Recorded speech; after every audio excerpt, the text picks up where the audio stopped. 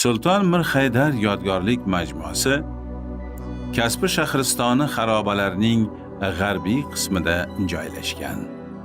U Kasbining etaklaridan boshlanadi va janubdan shimolga qarab 100-120 metr uzunlikka cho'zilgan hududni egallaydi.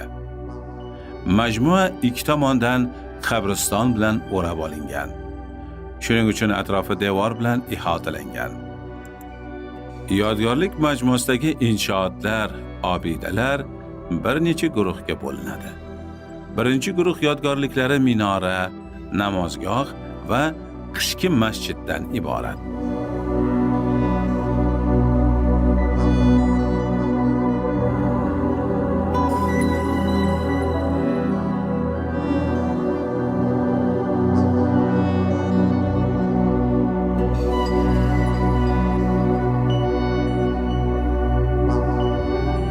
Qishki masjid bilan uyg'unlikda barpo etilgan namozgoh va qishki masjidning asosi ham, tepa qismi ham birikkandir.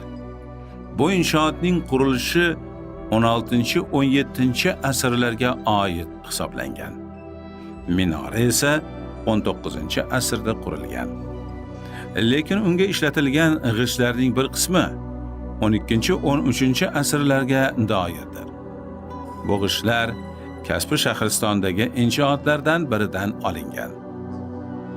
Ikkinchi guruh yodgorliklari qishki masjiddan keyin devorga tutashtirib qo'yilgan qabrlar, yozgi ayvonli masjidni o'z ichiga olgan.